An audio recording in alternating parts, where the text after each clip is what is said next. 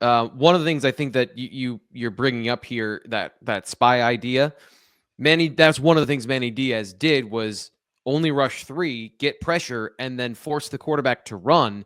So when you're talking about an athletic defense from top to bottom, you've got multiple guys that could be a spy. You've got one Abdul Carter that is going to win more times than not getting after the quarterback. So even if a couple of times maybe you want to do that and you send a pressure where then Abdul Carter can go be a predator and wait for the prey to, break out of the pocket. They've done a great job of mixing that up in terms of Tony Rojas has been a spy. Abdul Carter's been the spy. Even Kobe King at times has been a spy in this. The one thing I would say is you have to be aware of both the running back and the quarterback out of the backfield on some of those third down plays. So that does stress your defense a little bit in terms of if you blitz, now you are in one-on-one in open space. But I think you make great points about the idea of how you go about forcing the pressure to then make the spy a relevant player so he's not just standing around watching the play. And how does Zane Durant, Deni Dennis Sutton, Smith Vilbert, the guys that you can line up on the interior on third down and long, like how much does that change?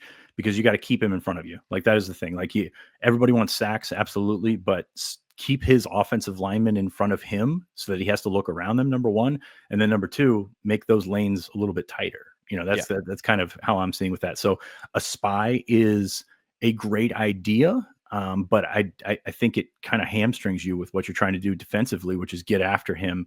You just got to keep ideally your spy is that third or fourth defensive lineman that can stay in front of him, that can, sort of, and it's easier said than done, obviously, but that can stay in front of him and keep him in the pocket. And that's when you need to clean up on him, because these tackles, they're talented, but it's kind of like Penn State. They're talented, but like there have been holes there at times. Mm-hmm. And pressure, I think the run game and the ability to disrupt and put in third and long, Penn State, I think, has an advantage there. But of course, I got all up into this conversation. I love these ideas of what should Penn State do, what should the scheme be. Forgot that we have a time limit here on the show, and we do need to get to game predictions. So give me your predictions, and if you don't remember them, they're on the rundown. You can read them off there. Fitz, we'll start with you, and then we'll wrap up with Ryan. What is your score prediction for the game? I actually remembered mine this week, so thank you for that. I have Penn State winning 31-21. I've argued with myself about how many points, but college football, you look up and you don't particularly find yourself thinking it's a high scoring game, and it's there's 30 points on the board for one team. So I've got 31-21. I think SMU is a fantastic team. I think there's a lot to go with, but I think there's also a lot going against it this week, coming up, playing in the cold and making that jump from the ACC, which Clemson's probably the most Penn State like ACC team. Yeah. But at the same time, I think it's a jump. So I'm excited to watch Jennings play. I think he's a fantastic player. He's a fantastic athlete that can get some things done. But my first note here when I was writing down SMU is hit the bleep out of the quarterback, because that's what you're going to want to do this weekend, because it's cold. Favorite thing to do. Yes, they like doing that. So you lay some hits on him and it's cold, and all of a sudden, I'm not saying, this kid is a gamer. He's a fantastic player, but it changes some things when you're out there in 20-degree weather. So and again, the wind, how much of that is a factor, especially with him throwing the football? How much does that get you closer to the line of scrimmage? And how much can Penn State's defense, which has to stay home, stay disciplined, avoid the double moves, avoid some of the things that SMU has tried to work into, I guess, complicate and make you think, which is obviously what you want to do for every college defense. But avoid some of that, and I think you'll be okay.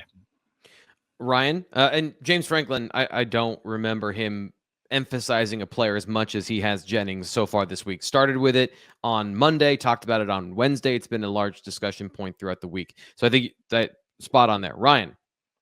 34-21. And I was in the camp of SMU covering this game all week, but just the more I watched it, I just think there's going to be a step up here. And I get that Clemson has talent, but I think Penn State has clearly developed their talent better. And I think that's been clear over the last couple of years, and we will see where things go. But I brought up all my stats. I think the rushing defense is, well, I'm not saying it's bad, but I just think it's pretty overrated as far as, the stock it's been given this week. I believe the word you used was bullshit. So you didn't say it was. It is. It is kind of a bullshit. It's just, it's shocking to me. It's just shocking to me how much stock it has gotten everywhere. Listen to any of these podcasts that are trying to predict the game, and they're always talking about this stat. And I don't know. I feel like Penn State should be able to wear them down in the third quarter. How many times have we seen Penn State take advantage of teams in the third quarter? This feels like an opportunity for them to do that. The cold weather thing doesn't bother me too much. I grew up in PA. It always sucks playing in the cold weather. I don't care where you're from. I think that'll be pretty even on both sides. But I see Penn State taking advantage of things in the second half and wearing SMU down eventually. And I still believe that Penn State's defense, while they did not have a great showing against Oregon, they can rally here to some degree. They're not going to keep SMU off the board. I think 21 points is fair for SMU. But I think Penn State's offense, running the ball, maybe getting a big play or two, especially like Sean said, across the middle, I think that'll be the difference. If Penn State plays its best game on offense specifically, and if Drew Aller and Nick Singleton play the way they've been playing, Penn State wins this game, and there's not much that the SMU offense could do to keep up, in my opinion. Because I agree, I'm somewhere in between what Ryan said of their run defense being overrated, but they still have good players. So there is a middle ground of Penn State should be able to run the ball, but it could be a fight for them to get some of those yardage totals that they've been used to recently. And again, Drew Aller can figure out a defense better than any quarterback I've watched. This defense, while it looks complicated, ends in cover 3. And if you know where the end destination is, whatever SMU's game plan is to change that up with an extra week of preparation, eventually they're going to have to get back to that. So to me, Penn State puts up points in this game. They've got to put up points in this game. Because if you allow SMU to stay around, yes, the problems can start to mount in terms of game pressure. Tony Rojas, as you mentioned, he's going to be vital to contain, and not just him, but missing tackles. That is the area where Penn State has been most susceptible. So don't miss a lot of tackles.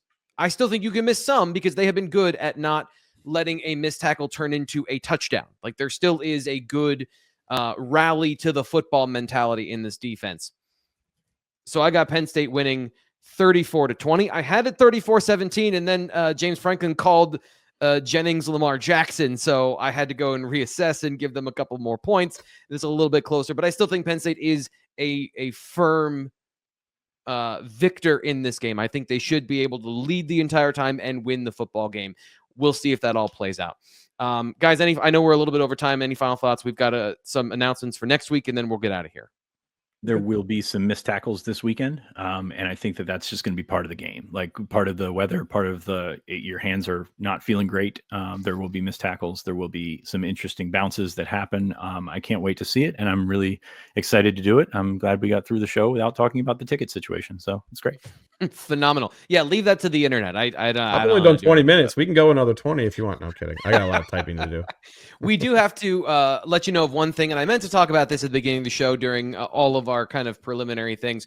But if you're a regular here on the show, just stick around for 1 second. Don't turn things off because we do have announcements about the schedule for Christmas week. We're going to be back on Monday. So a quick turnaround for us.